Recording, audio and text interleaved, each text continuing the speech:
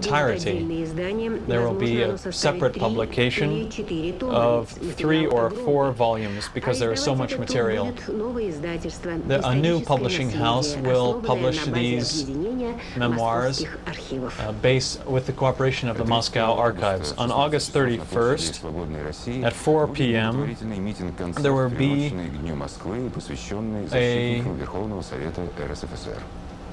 charitable concert for the families of the victims who fell defending the Russian Federation building. Here on the banks of the Moscow River stands the Russian White House. Foreign tourists, Muscovites, people from different parts of the country continue to come here. They read what is written on the walls of the White House by people during that night. You see these officers who flew to Faros, leaders of the Russian Republic. On Saturday, August 31st, Moscow Day, there will be one of the largest events of that holiday. This holiday is connected with Moscow Day, with Victory Day, with Free Russia Square. For all the people who stood at these barricades, it's done at the initiative of artists and performers, entertainers, and is dedicated to the defenders of the Russian building. We're now standing on the improvised stage. You can see here on the banks of the river, there are places for hundreds of thousands of people to stand and watch. Many of our famous performers and entertainers will participate in this concert because, and I believe Malinin will perform here. There was a small jazz band. Even during the blockade, people were performing here. It's for everyone. Everyone who was giving concerts here during the blockade will be back. For Muscovites, for guests, visitors to the capital. And it will go for 4 or 4.5 hours, and it will be broadcast on Channel 1 in its entirety. I would like to direct your attention to the fact that this meeting concert, as we're calling it, has a charitable function. We have many problems, and I believe that if a person has a spare ruble or 10 or 15 or 100, he can afford to give it up. And with this help, we can solve some of the most important problems of our lives. I would like to thank you for organizing this concert in accordance with the Soldiers for Peace organizing committee. And I would like to say that we remain faithful to the idea of that telethon that was planned by that organization. It's the anniversary of Moscow. Our idea was to combine these various celebrations. So we invite everyone on Saturday, August 31st at 4 o'clock. Today is Soviet Cinema Day. Maxim Nikulin reports.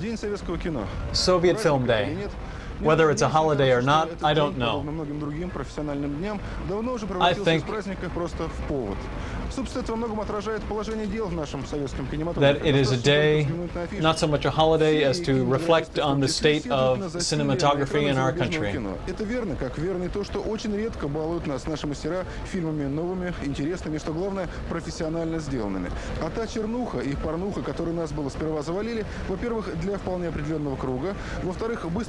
We should think about the professionalism of our film industry, because our masters fairly rarely treat us to well-done and interesting films.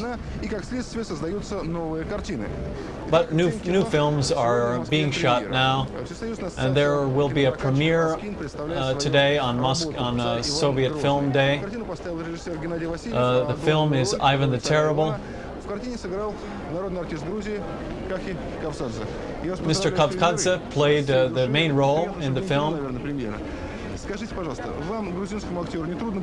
Was it hard for a Georgian actor to play a Russian Tsar? Yes, it was hard. It was hard because I was very concerned. What will the Russian society say? The Russian intelligentsia? The Russian viewers? A Georgian is playing a Russian Tsar. And now I'm very concerned about this. Can you tell me, what do you think? What will happen to our multinational cinematography in light of recent events? It's a very difficult question. I don't know how to answer it for you. But apparently as we come apart, we will then subsequently come back together again. This is how it seems to me. We must be together. The Moscow International Book Fair, which was supposed to happen on September 3rd to the 8th, will not be held. The organizing committee has decided, because of recent events, not to hold the fair, but they will guarantee the financial contributions of all participants.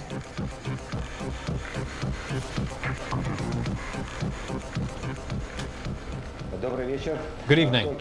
In Tokyo, the World Track and Field Championships have finished, have come to an end. Soviet sportsmen were not successful today. In the 400-meter hurdles, it's a very difficult race. The Zambian runner exhibited the greatest qualities here and became the first Zambian athlete to win a medal here. Наверное, до конца чемпионата мы еще не раз столкнемся с подобными неожиданностями. Что ж, тем и прекрасны такие крупные соревнования. This was the most extraordinary track and field championship we have seen. Мы вправе были рассчитывать на победу нашей Ирины In Приваловой. women's 100 meters, we had great hopes for our athlete, but our prognosis was not correct. The German runner became the world champion, Krabbe. There was a very powerful field. In this race, the American Michael Johnson won this race, and if it were not for the strong wind, this time 20.01 would have been a new world record.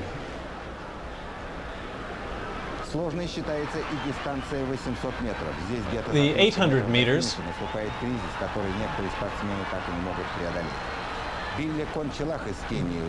the Kenyan runner Billy Konchelak became the world champion.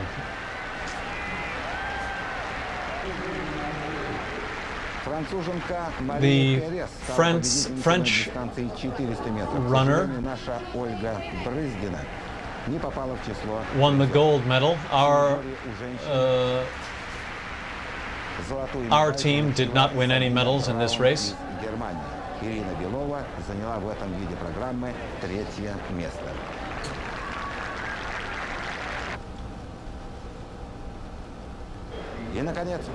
And finally, the final event, final gold medal, was won by Lars Riegel from Germany in the discus.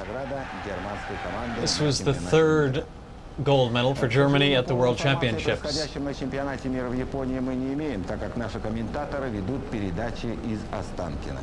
The Soviet journalists who intended to cover the track and field championships are commenting from here in Ostankino studios because Japanese authorities would not give them visas. Хоккеисты перед розыгрышем Кубка Канады. Шведы сыграли Canadian Hockey Cup. проиграли 2-4, во втором выиграли 6-3.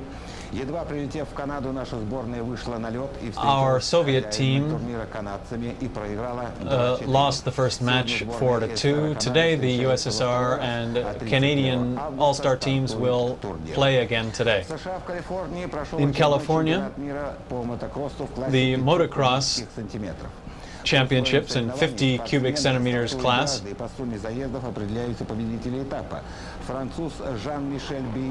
Jean-Michel Billy from France won the first heat, and Jeff Ward won the second heat. And he also won the final and kept his title. Women's wrestling is a rare event in many countries, but it is popular in other countries. The World Championships is being held in Tokyo in 7 categories of wrestling. The Japanese and Chinese teams have won the most gold medals.